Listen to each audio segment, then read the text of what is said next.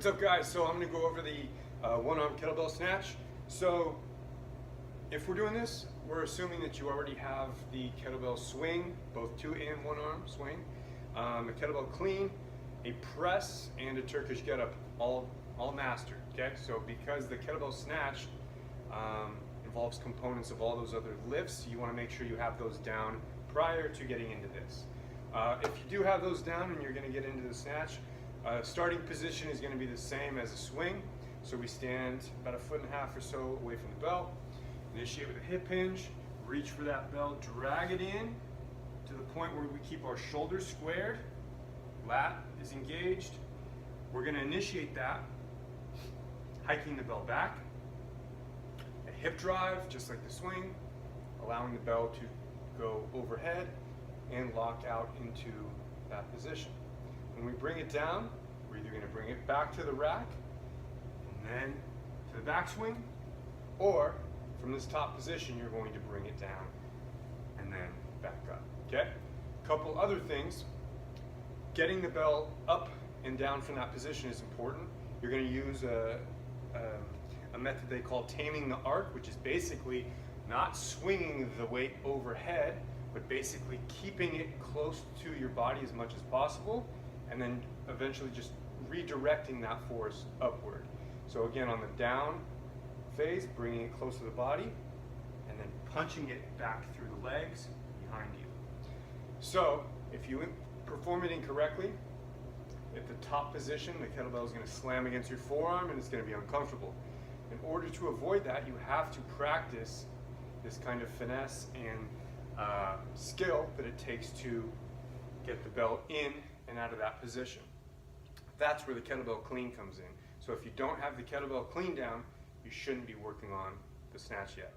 A couple additional things for breathing. We're inhaling through the nose at the bottom, and then exhale as we drive the hips into extension, and then lock out. Okay? You're going to pause at the top, knees must be locked out, hips locked out, squeezing the glutes, tight core, not allowing the ribs to flare, not shooting the chin and head and neck forward, keeping everything in a good neutral position. Bring it back down or bring it this way.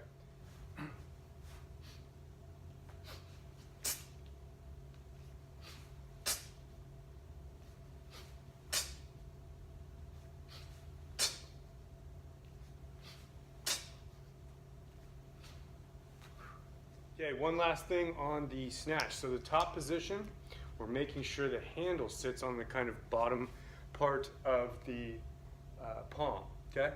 When you bring it down, if you grip tight like that, you're going to, one, probably tear or create a lot of calluses on your hand, and possibly just alter the way the actual movement is being done, because it has to be a very kind of flowy motion, and if you're keeping a very strong, tight grip, it's going to affect how the actual movement is performed.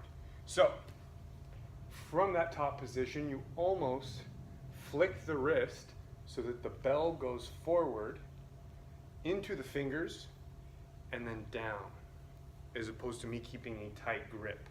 So what I mean by that, from this position, I'm going to flick the wrist forward, allowing the handle to jump from the bottom part of my palm into my fingers.